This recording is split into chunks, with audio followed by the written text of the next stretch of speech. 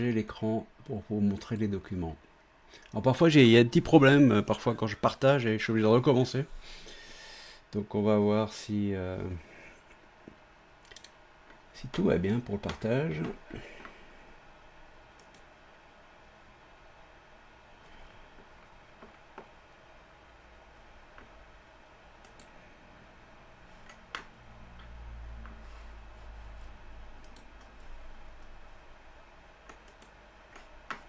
Ouais, ça a l'air de bien se passer. Il y a encore quelques arrivages en léger retard. On va les faire entrer.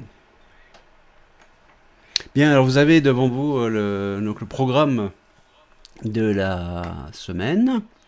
Alors je rappelle que pendant les visios, ce qui est bien, c'est de poser le plus possible de questions. Hein, parce que ça, c'est l'avantage des visios, c'est que vous pouvez poser des questions. Alors que sinon, s'il n'y avait pas ces questions, on pourrait tout simplement enregistrer les cours. Hein.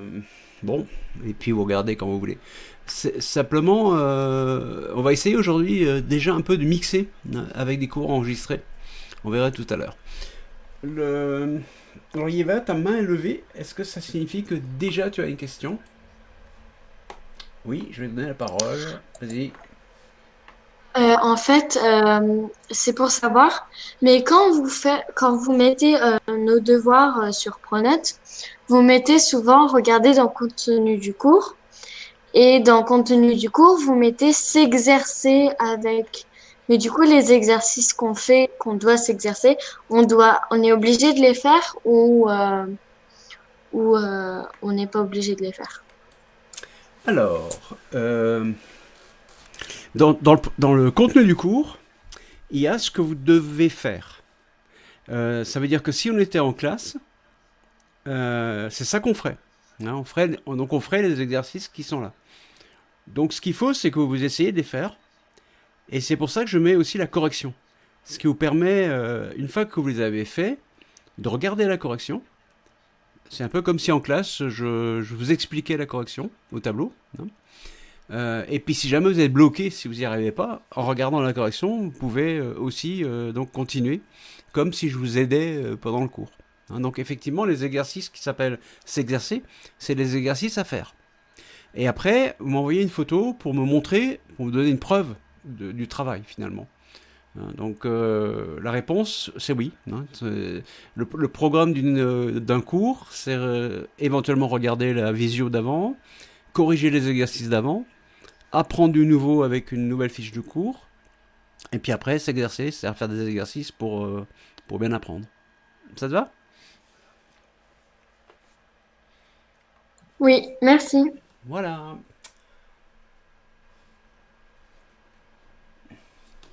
Bon, alors donc on va regarder donc justement ce parcours d'apprentissage donc, de la semaine hein, que vous avez sur Pronote.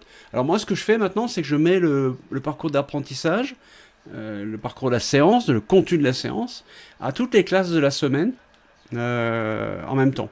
Donc, c'est-à-dire ceux qui ont cours le lundi, ceux qui ont cours le mardi, ceux qui ont cours le jeudi et ceux qui ont cours le vendredi. Je le mets le même jour. Alors, ceux qui veulent, bien sûr, attendre le jour du cours pour faire la physique, parce que vous organisez comme ça à la maison, ben ça va, ça pose pas de problème. Vu que le travail à faire, je le donne toujours pour la semaine d'après, pour le cours d'après, par rapport à votre emploi du temps. S'il y en a qui ont envie de commencer avant, parce que vous voulez vous avancer, vous pouvez, parce qu'il y a déjà le contenu du cours à l'avance. Voilà. Et donc, il faut toujours regarder le contenu du cours, parce que moi, je ne mets pas tout le détail de tout ce qu'il y a à faire dans le travail à faire, parce que là, ça faisait beaucoup de choses finalement, et ça faisait plein d'entrées. Hein, vous voyez, ça faisait physique, première chose, physique, deuxième chose, physique. Il y avait beaucoup de physique séparée. Et donc je préfère faire comme ça maintenant. Hein, si jamais à un moment où vous pensez qu'il y a une méthode plus astucieuse, bien sûr, je suis preneur de vos idées, hein, de vos avis. Alors, on regarde un petit peu justement ce qu'il y a dans Pronote. Donc le sujet, c'est l'univers. On change un peu. Hein, on a été sur les propriétés de la matière. On avait vu la masse volumique, ça c'est une propriété de la matière, c'est combien pèse 1 cm3 de matière. Après, on a travaillé, et en ce moment, vous êtes en train de travailler là-dessus pour rendre des exercices. On a travaillé sur la température de changement d'état. Voilà, donc les explications, je les ai déjà données et vous pouvez les regarder à nouveau sur YouTube. Donc aujourd'hui, qu'est-ce qu'il y a dans le programme? Vous voyez, dans le programme des séances sur Pronote, vous voyez sur l'écran, d'abord des corrections. Donc les exercices concernant la température de changement d'état, il y a les corrections. Donc il faut que vous regardiez vos exercices et vous corrigez tout. Ensuite, il y a un nouveau cours avec donc des explications concernant l'univers. Tout à l'heure, je suis passé au collège pour faire les photocopies et j'ai donné à des profs qui vont vous distribuer la fiche pour la mettre dans votre classeur. Ensuite, il y a une vidéo qui présente le cours, c'est-à-dire au lieu que je fasse l'explication moi, ça va être une vidéo que vous pouvez regarder plusieurs fois, faire des pauses si vous voulez. Et d'ailleurs, on va travailler avec cette vidéo aujourd'hui. Je vous montrerai comment tout à l'heure. Et puis après, une fois que donc, vous avez étudié le nouveau cours, éventuellement faire une petite fiche de résumé si parfois vous en faites, il y a donc s'exercer. Ouais. Et donc là, il y a des exercices et il y a les corrections. Donc la meilleure méthode avec les exercices quand il y a les corrections, c'est on essaye d'abord et puis on regarde la correction après. En tout cas, normalement, tout le monde doit pouvoir réussir à les faire puisqu'il y a la correction. Ceux-là, on va les regarder un petit peu. Donc il y a différentes séries d'exercices, disons. Voilà. Et vous, vous me rendez comme preuve des photos pour me montrer que vous avez bien fait le travail. Voilà. Peu importe si vous avez regardé les corrections, c'est pas ça qui est important. Ce qui est important, c'est que vous essayez de les faire et qu'après vous arriviez à comprendre comment ça fonctionne. Voilà. Donc ça, c'est le programme de la séance de cette semaine. Et donc maintenant, on va regarder la correction déjà des exercices. Alors juste avant de faire la correction des exercices, je vous remonte la fiche de cours pour qu'on se rappelle bien après. Il faut se dire que tout ce qu'on apprend en cinquième, en quatrième, on en aura de nouveaux besoins. On va apprendre un peu plus en quatrième. On ira un peu plus loin, faire des choses un peu plus difficiles. Et en troisième, c'est pareil. On revoit les mêmes choses. Par contre, on va apprendre plus. On va apprendre plus par rapport à ces mêmes choses. Voilà, donc j'attends l'apparition de la fiche de cours concernant la température de changement d'état qui doit être en train de se charger. Voilà, elle est là. Voilà, agrandir un petit peu. Si on peut. Ouais, on peut ici. Bon, alors ce qu'il faut bien garder dans la tête par rapport à cette question des changements d'état, c'est que lorsque le changement d'état se fait, vous voyez ici, cette zone spéciale qui est là, sur la courbe, ici, ça. Voilà, ça s'appelle un palier de changement d'état. Donc, c'est un moment où la température ne change plus. Quand on fait un changement d'état, soit on réchauffe, soit on refroidit. Alors, ici, vous voyez, on réchauffe. On part de -7 et la température augmente, puis à un moment, elle se met à plus augmenter. Elle reste toujours à la même valeur pendant quelques temps. Et ça s'appelle un palier de changement d'état. Et ça n'existe que si on a des substances pures. Par exemple, de l'eau pure. Avec l'eau salée, on n'aura pas ce palier horizontal. Ça sera une courbe qui sera peut-être un peu penchée différemment, autrement qu'au début, mais ça ne sera pas horizontal. Horizontal, c'est spécial quand on a une substance pure. Et alors, ça correspond au moment où le changement d'état se fait, c'est-à-dire qu'on a à la fois l'état de départ, l'état de départ ici, c'est solide, je mets un S en bas, la glace. Et l'état d'arrivée, c'est le liquide, je mets un L. Alors ici, pendant le changement d'état, on a à la fois du solide, de la glace et de l'eau liquide.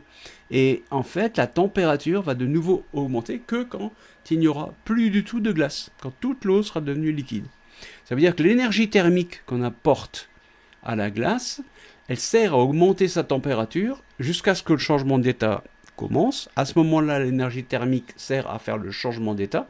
Et quand le changement d'état est terminé, l'énergie thermique sert de nouveau à augmenter la température.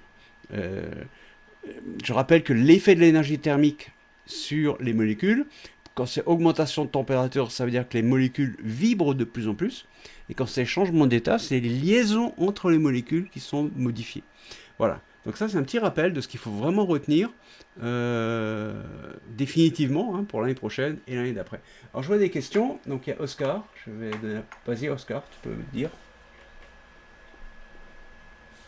Oui, mais en fait, pourquoi c'est pile à 0 degré que la température, elle stagne? Alors, Enfin, elle reste pareille, elle change pas. ouais, ça c'est pour l'eau. Hein. Il s'avère que quand la température est à 0 degré, l'énergie, à ce moment-là, l'énergie thermique, elle casse les liaisons. C'est-à-dire, il faut imaginer donc la matière, c'est des molécules. Alors, par exemple, la glace. La glace, c'est des molécules d'eau. Ces molécules d'eau, elles sont liées fortement entre elles, mais elles vibrent. Et les liaisons pour l'eau, elles vont casser les liaisons entre les molécules lorsque la vibration des molécules correspondra à la température de 0 degré. Voilà. À cette température-là, c'est-à-dire à cette vibration-là, les liaisons vont casser. Pour d'autres substances, ça peut être une température différente. Par exemple, pour le cyclohexane, que vous avez rencontré dans les exercices, la température, c'est 6 degrés et demi. 6,5 degrés Celsius, plus 6. Hein. Et ça veut dire que la température est un peu plus élevée. Donc on pourrait dire qu'il faut que les molécules de cyclohexane vibrent un peu plus que pour l'eau, que les molécules de l'eau, pour que les liaisons cassent. Et pour le faire, c'est encore beaucoup plus élevé, c'est vers 1535 degrés. Vous voyez, au lieu de 0 ou 6, hein, c'est 1535. Et donc il faut beaucoup plus de vibrations des molécules de fer pour que leur liaison casse. On pourrait dire que les liaisons entre les molécules de fer, elles sont plus solides que celles entre les molécules de l'eau. Ça te va? Oui, oui, j'ai Très bien. compris. Merci. Est-ce qu'il y a d'autres questions? Yeva?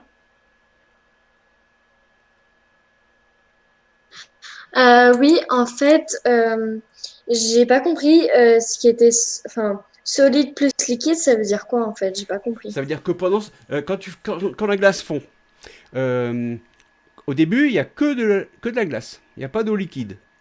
Là, c'est le solide, S. Après, à un moment, la glace commence à fondre. Et pendant le temps où la glace fond, il y aura à la fois de la glace et de l'eau liquide. Donc du solide et du liquide. Quand la glace Ça sera... veut dire que Oui, il y a un morceau de glace, mais en même temps, il y a du liquide à ouais, côté. ouais. Bah, là, en ce moment, il y a la neige, tu vois bien. La neige, c'est du solide. Et puis autour de ça, il y a la neige qui fond. Et il y a un peu d'eau liquide. La neige qui coule comme ça. Donc il y a les deux. Hein, il y a à la fois le solide et le liquide. L'eau sous forme de glace et l'eau sous forme de liquide. Et c'est ça S plus L. Ça veut dire solide et liquide. En même temps. Et Et tant qu'elle ok, est... Oui, d'accord. vas-y. Et aussi, je n'ai pas entendu parce qu'il y a eu un gros bug. Oui. J'ai pas entendu ce que vous avez dit. À la fin, vous avez dit important, c'est ce qu'il faut retenir. Ouais, ce qu'il faut Et j'ai retenir, c'est ça. C'est-à-dire cette affaire de palier. C'est-à-dire que pendant le changement d'état, pour une substance pure, comme l'eau pure, comme le cyclohexane pur, comme le fer pur, hein, toutes les substances pures, pendant le changement d'état, la température ne change pas. Elle reste à la même valeur. Pour l'eau, c'est à 0 degré entre le solide et le liquide. Mais aussi à 100 degrés entre le liquide et la vapeur d'eau. D'accord? Donc c'est ça qui est donc important, c'est de retenir qu'il y a des paliers. C'est un peu comme un palier d'escalier finalement hein, dans une maison. Le niveau ne change pas, et là ça ne change pas tant que le changement d'état n'est pas complètement terminé. Oui? d'accord. Merci. Merci à toi. Bon, donc ça c'est vraiment la chose à retenir dans ce cours-là. Hein. Donc du coup on va regarder la correction des exercices, et puis on va commenter un petit peu.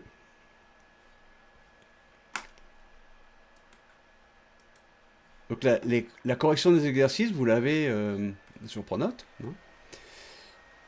On va quand même regarder là un petit peu pour que je puisse vous commenter, donner des explications.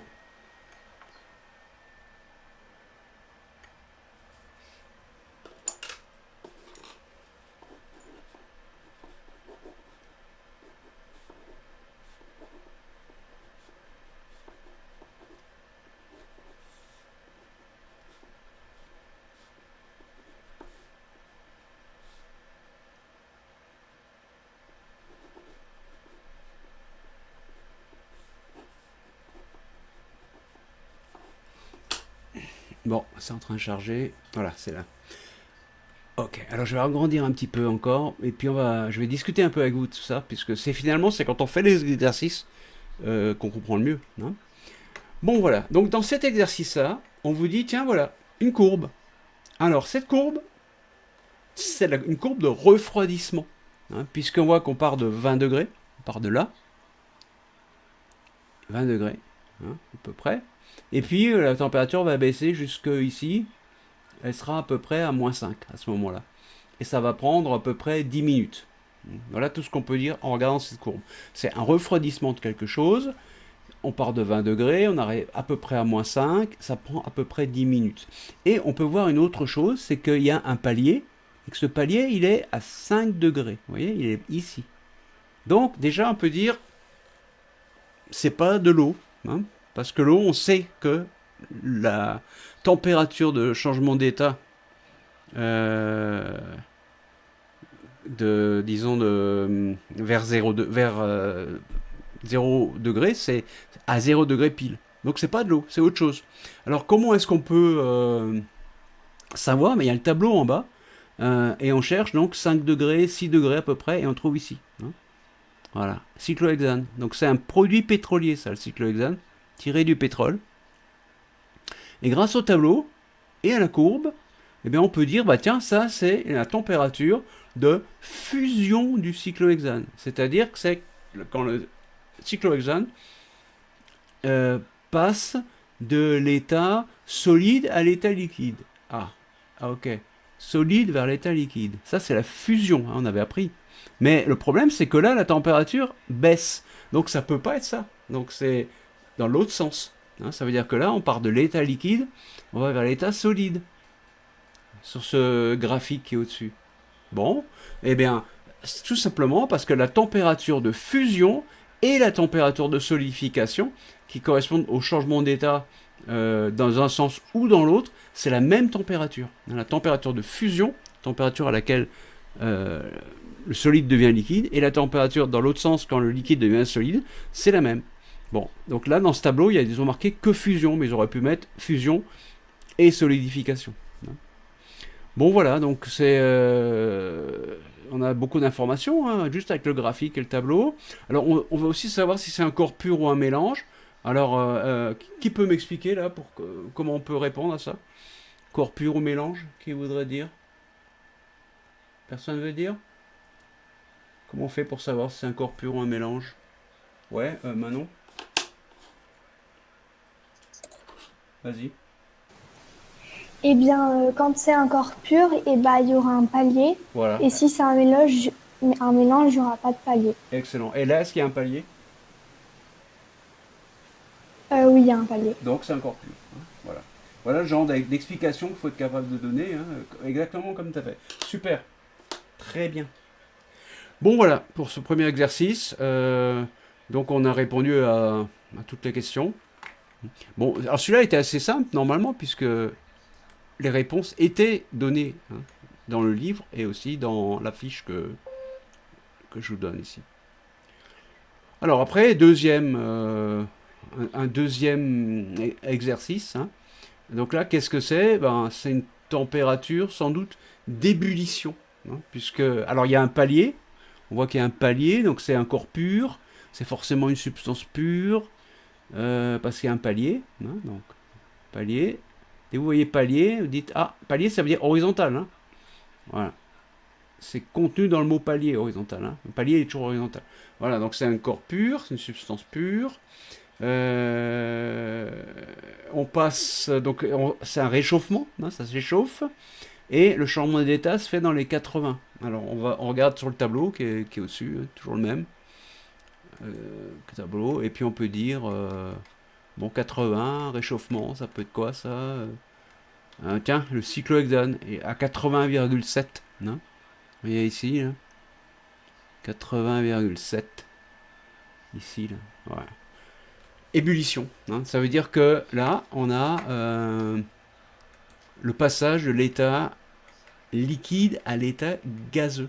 Hein, état liquide à l'état gazeux. Voilà. Bon. Alors on continue, hein, si jamais à un moment où vous avez besoin d'explications, vous levez la main. Hein. Alors après, exercice 17. Alors là, il y avait 3. Hein, et 3 exercices 17. Il y avait exercice 17 vert, le jaune et le rouge. Bon. La différence, hein, c'est que le vert, il y a plus d'explications pour les étapes. Alors, le travail à faire, c'était de tracer la courbe de refroidissement sur du papier millimétré. Et après, il fallait répondre à des questions.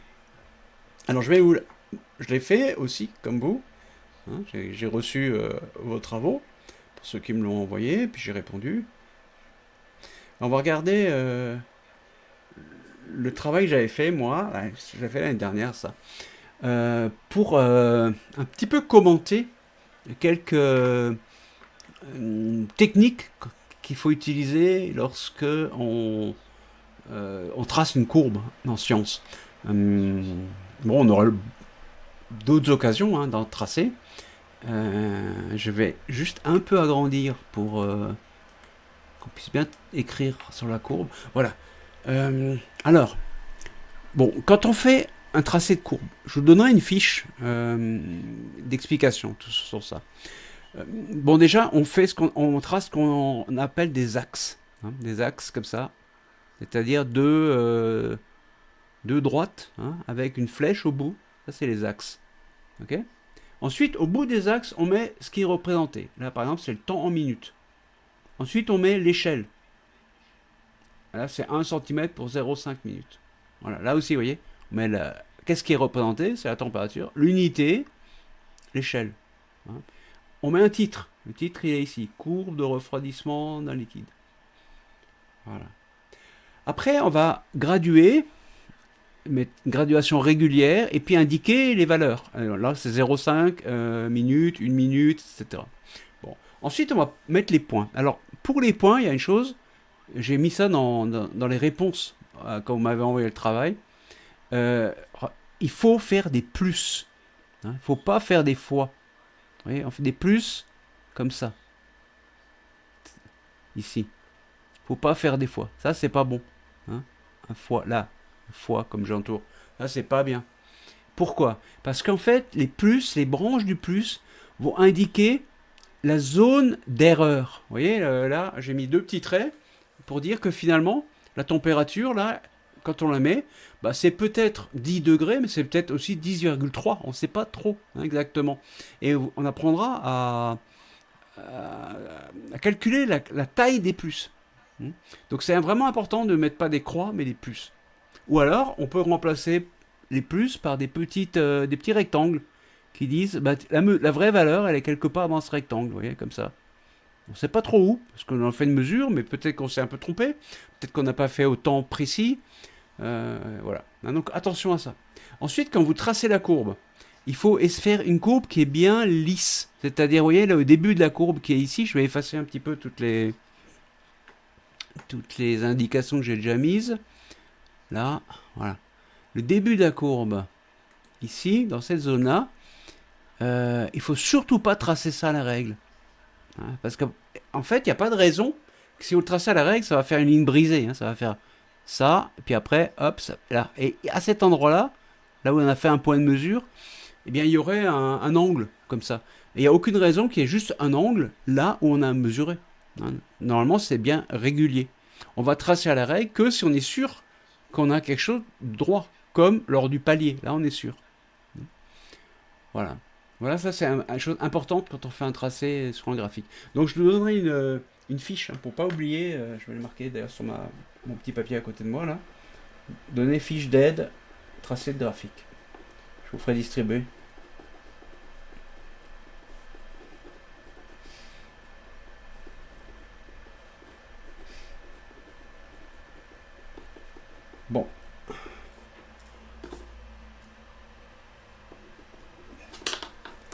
Alors, on continue. Donc, une fois qu'on a tracé, on peut répondre, grâce à ce tracé, on peut répondre aux questions qui sont posées. Hein, donc, je vais vous montrer mes réponses. Descendre un peu. Alors, qu'est-ce qui se passe On voit que vers 1 minute, il y a le début d'un palier de température. Ce palier correspond à un moment où la température reste constante. Et ça, c'est le cas jusqu'à 2,5 minutes. Avec une température qui a diminué au cours du temps et avec un liquide qui devient solide. C'est-à-dire que là, on peut dire, grâce à toutes ces explications, que c'est une solidification. Entre la solidification, elle se fait entre cet endroit-là, ici, vous voyez, et là. Hein. C'est-à-dire que là où j'ai mis le premier trait, eh bien, comme la température baisse, ça veut dire que là apparaît le premier grain de glace. Alors là, c'est du cyclohexane, hein, donc c'est du cyclohexane solide, du glaçon de cyclohexane, le premier tout petit grain. Et là où il y a le deuxième, ça c'est la disparition de la dernière goutte de cyclohexane liquide. Après, tout est solide. Donc après le point 2, on aura que du solide. Au début, on a du liquide, et là, entre les deux, on a du liquide et du solide. Voilà. Voilà ce qu'il faut bien comprendre. Bon, après, il y a les autres questions. C'est pas très compliqué hein, comme question. Donc, lors du changement d'état d'un corps pur, il y a un palier horizontal. Lors du changement d'état d'un mélange, il n'y a pas de palier horizontal. Sur la courbe, il y a un palier horizontal. Donc, c'est un liquide pur. Et c'est pas de l'eau, parce que pour l'eau, la température de changement d'état serait 0 degré, alors que là, c'est 5,5. Donc, c'est pas de l'eau. En l'occurrence, c'est du cyclohexane. Non. Voilà. Donc il y avait 3 exercices possibles. Hein. Après, chacun fait comme il veut. Hein. Si vous avez envie de les faire tous, vous pouvez. Quand il y a un vert, un jaune et un rouge, vous n'êtes pas obligé de les faire tous. Hein. C'est à vous de voir. Hein. Moi j'ai mis les corrections des 3 là, sur le document. Vous avez sur Pronote. Voilà. Moi, je ne vais pas faire le détail hein, des autres. Bon, après, il y a enquête. Alors, première enquête. Ça, c'est comment dire, c'est un travail que je donnais en évaluation, même en 4e. Je dis voilà, on a des courbes et on sait plus ce que c'est. Tout ce qu'on peut se dire, c'est que il y en a un, c'est de l'eau pure, l'autre c'est de l'eau salée, et puis un c'est du cyclohexane pur. Bon, et il faut redire lesquels c'est. Alors rouge, bleu, jaune. Alors l'eau salée, après on rédige. Hein. L'eau salée, c'est un mélange, donc il n'y a pas de palier. Donc c'est le rouge, hein, celui-là. Là, c'est l'eau salée. Voilà. Ensuite, l'eau pure. Ben, l'eau pure, ça a un palier à 0 degré. Donc c'est là, hein, jaune. Et l'autre, c'est le cyclohexane. Voilà. Donc avec tout ce qu'on sait, rien que regardant ces courbes, on peut dire tiens ce que c'est. On n'a pas besoin d'avoir les étiquettes comme je suis en train de les... là c'est cyclohexane. Je fais une erreur. Hop. Voilà. Est-ce qu'il y a des questions? J'ai vu une main qui se levait, non?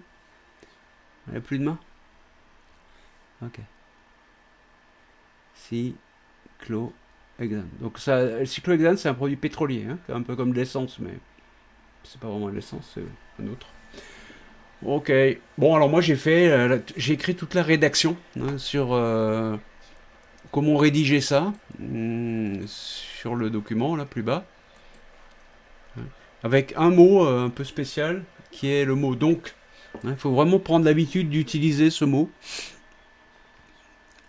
quand on donne des explications. Vous voyez, on explique d'abord la raison, hein, on commence par l'explication et après on donne la réponse. On dit pas la courbe jaune est celle de l'eau pure parce que. On commence par le parce que. On le met en premier. Hein.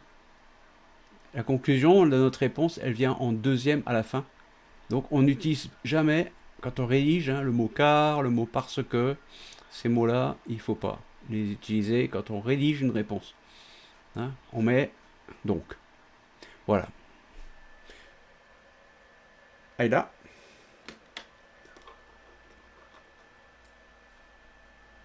Vas-y.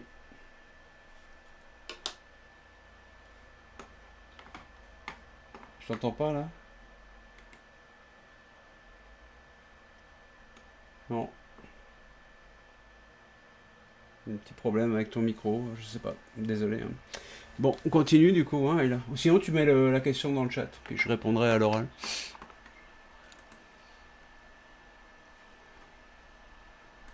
Alors, on continue un peu les exercices. On va voir la suite. Après, comme vous avez tous les détails, je vais pas faire trop long. Hein. Deuxième enquête. Alors ici, c'est une enquête où pendant la nuit, l'assistant dans un laboratoire a oublié de fermer une fenêtre. Et du coup, la température, elle a atteint 3 degrés. Il a fait assez froid. Et il a retrouvé le lendemain matin un solide dans un des flacons. Et voilà, et il n'y avait que des liquides. Et on doit dire, nous, dans notre enquête, ce que c'était. Hein. Est-ce que l'un de vous pourrait me dire ce que c'était?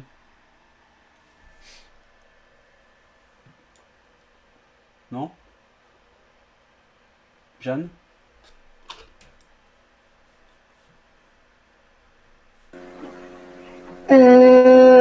C'était le cyclohexane. Cyclohexane. Alors, tu peux expliquer pourquoi?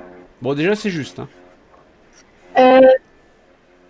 Parce que comme il faisait 3 degrés et que la température à laquelle les produits, enfin les liquides, ils se solidifient, c'est -16, -14, -15, donc ils ne pouvaient pas se solidifier parce que 3 degrés c'était plus chaud que ces trois-là, alors que 3 degrés c'était plus petit que, enfin c'était plus froid que 6,5, donc ça allait se solidifier. Excellent. Très très bien. Trop fort. Ok. Voilà, donc vous avez la réponse hein, de Jeanne. Et est-ce que... Alors,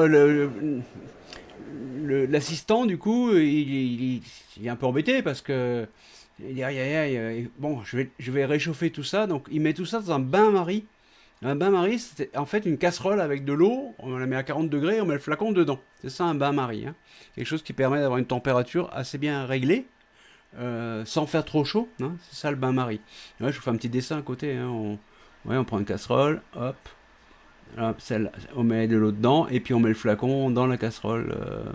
Ouais, je dessine pas très bien, hein, mais non, tant pis. Voilà, hein, le flacon est dedans, et du coup, l'eau ici elle est 40, et ça permet de réchauffer de manière à une température précise en fait le flacon. C'est ça le bain-marie. C'est une technique de réchauffement avec un bon contrôle de la température. Bon, alors, donc il fait à 40 degrés. Le problème, c'est qu'il y a un des liquides qui se met à bouillir. Lequel?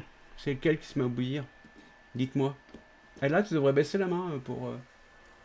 Hein, Mathilde? Ouais.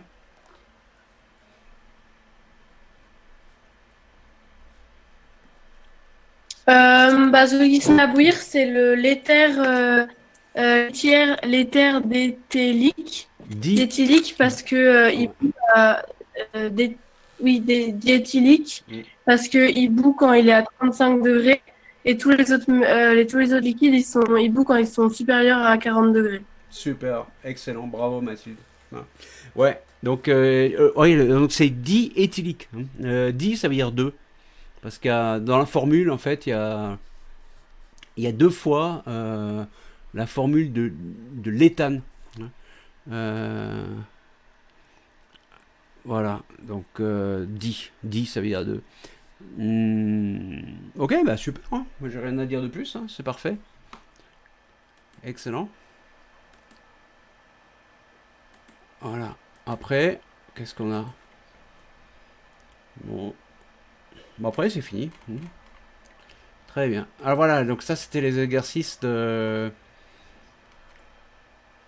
concernant la température de changement d'état. Hein, donc ça y est, le sujet, la température de changement d'état est fini. Maintenant, il faut passer sur le sujet de l'univers. Alors pour l'univers, il y a une fiche de cours qui est dans Pronote et qui est aussi en distribution par les profs en ce moment. Au collège, j'ai les données ce matin, hein, donc vous les aurez au cours de la semaine. Alors je vais essayer après de vous faire distribuer, comment dire, avant la semaine. Par exemple, les fiches de la semaine prochaine, je vais essayer de les donner aux autres professeurs qui distribuent.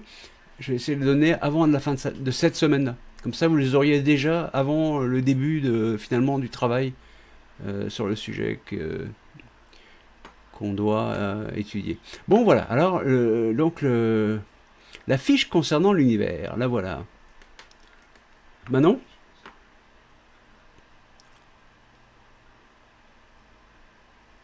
Allô? Oui. Oui, j'ai une question. En fait, moi sur Pronote, je n'ai pas vu où vous avez mis les exercices sur l'univers. Alors, il faut que tu ailles dans le contenu du cours. Alors, tu es dans quelle classe? Manon? Ok. Tu es dans quelle classe? 5e B. B. Alors, le 5e B, c'est le... 5e B. Oui, B. Je suis en 5e B. Ouais. Donc ça veut dire que tu as cours, toi, en classe entière, le jeudi après-midi. Hein, c'est ça? Le jeudi. Ouais, le jeudi, Oui, tu as voilà. cours. Alors, si tu prends Pronote Oui. le jeudi, dans le contenu du cours, ce jeudi, le prochain jeudi, hein, Mhm. après-demain, dans le contenu du cours, tu as la liste des exercices, tu as tout. Ok. Ok? Voilà. Et après, dans le travail à faire, qui Ok, apparaît d'accord. Merci. pour le jeudi d'après, là, il y a juste regarder ce qu'il faut faire qui est dans le contenu du cours. Ça te va? Ok, merci. Mhm. Ok. Oscar? Oui.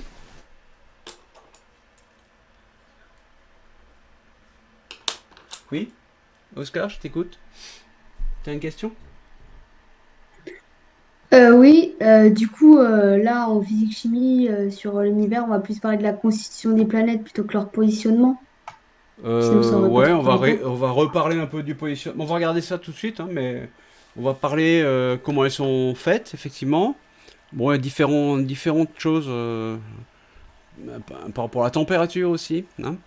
Euh, bon, on voit ça tout de suite. Hein. D'accord? Bon, donc vous voyez la fiche, elle est devant vous. Donc cette fiche, vous y accédez. D'accord. Donc cette fiche, vous y accédez aussi sur Pronote. Hein, et elle va vous être distribuée. Donc il y a des planètes telluriques, il y a des planètes gazeuses, et puis ensuite il y a des mots, révolution, rotation, la durée pour la Lune, des bilans avec des mesures, des températures, des durées pour les différentes planètes du système solaire. Et puis, on parle un peu de l'univers, hein, quand il a commencé, comment ça s'est passé, le Big Bang, les galaxies, et puis les mesures dans l'univers qu'on appelle l'unité astronomique ou l'année-lumière. Voilà. Après, il y a quelques unités en bas. Alors, je ne vais pas expliquer ça parce que je voudrais aujourd'hui commencer une nouvelle façon de faire. C'est-à-dire que je vais mettre dans le chat le lien vers une vidéo. Et cette vidéo, je voudrais que vous cliquez sur le chat. Ce que je vais mettre maintenant là dans le chat. Vous cliquez sur le lien et normalement vous allez voir la vidéo. Ce que je voudrais que vous fassiez ça. Elle est sur YouTube. Hein, c'est une vidéo que j'avais faite l'année dernière, qui correspond à ce cours-là. Donc là, si vous voulez, en ce moment, ce qu'il faudrait faire, c'est vous cliquer sur le lien que je viens de vous envoyer dans le chat. Et vous regardez la vidéo. Elle dure 3 minutes à peu près. Et après, s'il y a des questions, ou pendant, hein, vous pouvez faire une pause et poser les questions. Voilà, je vous laisse faire.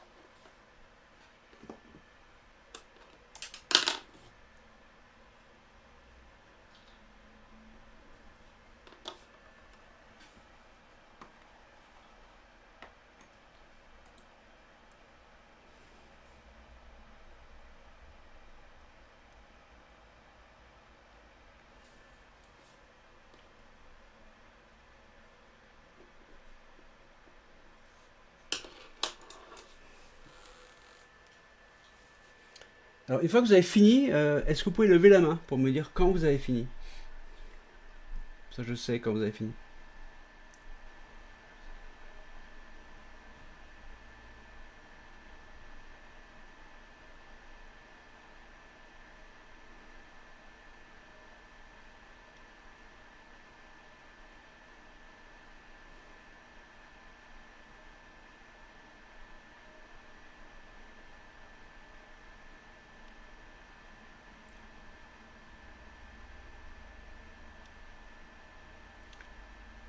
Alors, Louane, est-ce que tu as un micro, Louane? Tu pourrais prendre ton micro?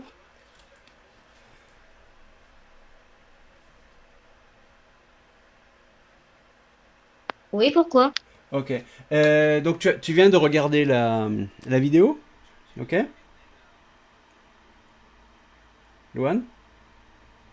Tu peux laisser ton micro 2 minutes? Hein. Ok. Oh, ouais, laisse ton micro en marche. Donc, Louane, je voulais juste ton avis, en fait. Donc, tu viens de regarder la vidéo? Oui? Ou non? Allô? Non, parce qu'après, ça me déconnecte du cours et du coup, je pouvais pas regarder la vidéo. Ah, ouais. Quand tu regardes la vidéo, ça te déconnecte du coup. T'es sur un téléphone, c'est pour ça? Ouais. Ok, ouais. Euh, bon, on va demander à Khan. Vas-y, dis-moi. Tu peux prendre. Oui. Non, c'est juste que j'ai fini de regarder la vidéo. Ok, ouais. Et du coup, ça va? Ça marchait? Oui, oui. Ok, très bien. Bon, donc là, vous pouvez baisser la main. Hein. Baisser la main. Oscar aussi. Ok. Donc, c'est sûr que ceux qui ont un téléphone, ça vous déconnecte du cours. Hein. Sur un ordi, ça fait pas comme ça.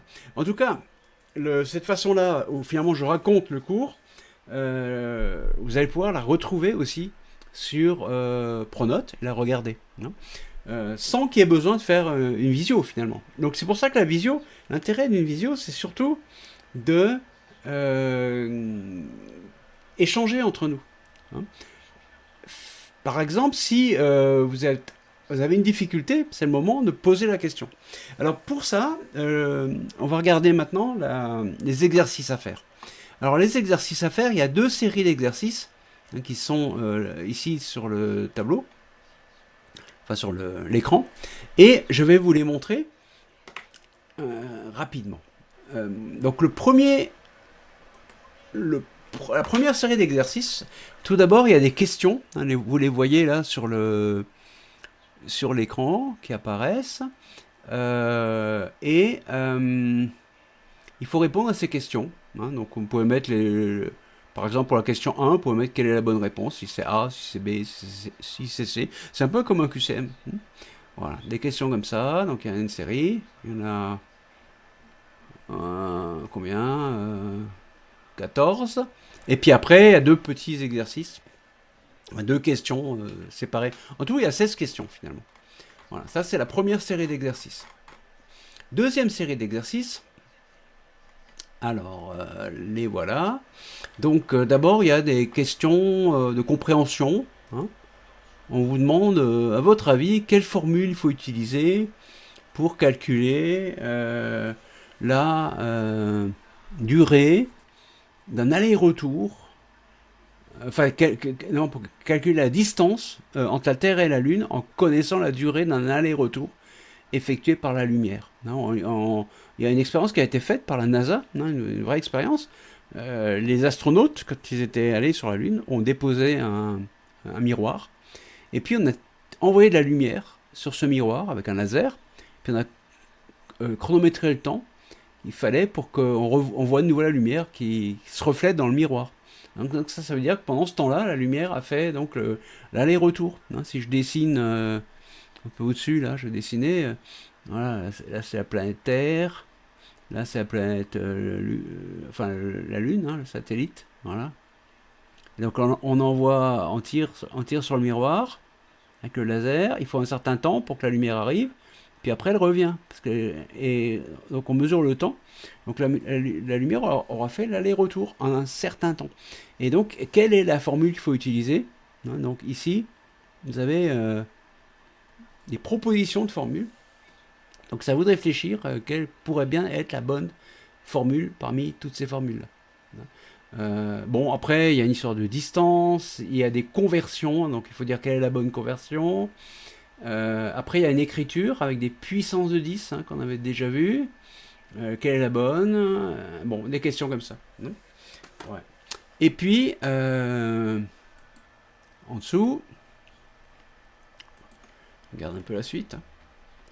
Encore des exercices. Donc, vous voyez, avec des photos alors, et des questions qui vont avec. Donc, à répondre. Voilà. Alors, ce qui serait parfait, c'est que pendant la visio, c'est-à-dire maintenant, eh bien, vous commencez à faire des exercices. Non? Ça serait bien parce que, du coup, ma présence, en ce moment, même s'il ne reste pas beaucoup de temps, il reste 10 minutes, elle va vous permettre d'obtenir de l'aide.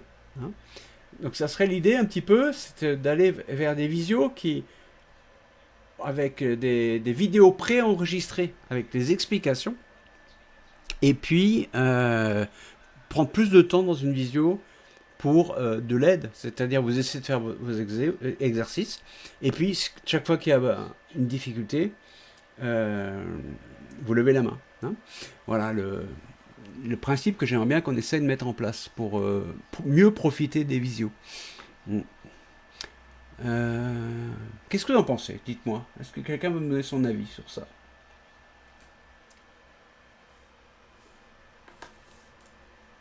Non? Pas d'avis? Margot? Qu'est-ce que tu dirais, Margot? Bah moi je trouve que c'est bien parce que du coup comme ça si on a des questions à vous poser ou si on a du mal à faire nos exercices, vous pouvez intervenir et nous aider. Ouais. L'idée, enfin mon idée, mais ça je veux votre avis aussi, c'est que on profitera plus des visios finalement si on a du temps pour que je vous aide à faire vos devoirs. À la limite, ceux qui peuvent venir aux visios, parce que tous ne peuvent pas venir. Donc ceux-là, ils vont le voir en replay. Mais du coup, ils entendront aussi les questions que vous aurez posées et mon aide. Et ça pourra les aider aussi. Et du coup, ceux qui peuvent faire ça, vous pourrez faire vos exercices pendant ce temps-là. Et puis les avancer. C'est un petit peu ça mon idée du moment. Margot? Ouais? Non? Oui? Oui, vas-y. Bah non, je sais pas. Ah, ok, comme je voyais ta main levée, je me suis dit que tu voulais peut-être dire encore Ouais, quelque ok, bah chose. je vais. Et Mathilde? Ouais? Mais du coup, je voulais vous demander, pendant la visio, ça veut dire que ce sera 1 heure que d'exercice ou vous expliquerez aussi le cours?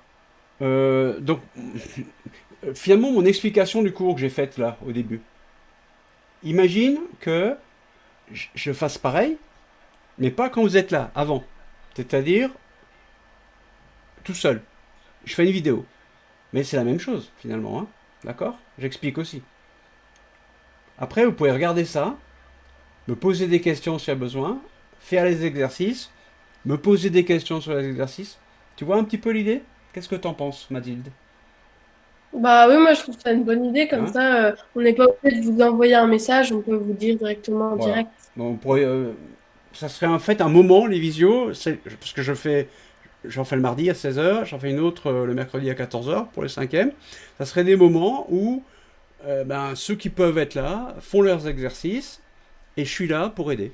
Voilà. Et par contre, les explications du cours, je les prépare à l'avance. Donc exactement la même chose que mes explications d'aujourd'hui. Et pendant la visio, si vous avez besoin, vous pouvez poser des questions sur les explications du cours.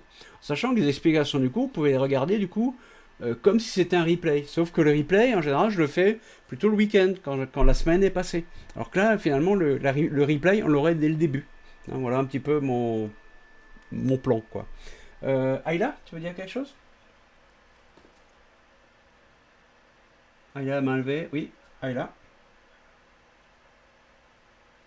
Ah, tu as un problème pour le son, je t'entends pas.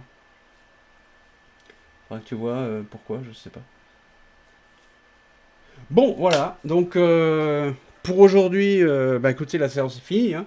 Donc, on va pas commencer à faire l'aide aux exercices. Est-ce que vous avez encore des questions à poser? Quelque chose que vous voudriez savoir? Mathilde, non? Je vois que ta main est levée ou tu as oublié peut-être de baisser la main? Je ne sais pas. Ok, alors s'il n'y a pas de questions, je vous souhaite une bonne soirée. Je vais mettre cette visio en replay tout de suite sans faire le nettoyage que je fais d'habitude, parce que d'habitude je coupe quand il y a des morceaux qui sont pas très intéressants ou s'il y a eu des moments où on attendait qu'un document se chargeait, etc. Comme ça, vous pourrez la revoir dès ce soir, hein, enfin quand vous voulez. Et ceux qui n'étaient pas là aussi. Alors bien sûr, il y aura parfois peut-être des petites longueurs, hein, que d'habitude j'enlève. Mon ordi, pour calculer la vidéo, pour la fabriquer, il lui faut... après, mis sur YouTube, ça prend à peu près 1h30. Hein, donc normalement, d'ici dans 2 heures, on va dire vers 19h, elle devrait être disponible. Voilà, je vous souhaite une très bonne soirée. Et puis, à se revoir bientôt. Au revoir. Au revoir, merci. Au revoir. Au revoir, monsieur. Au revoir. Au revoir.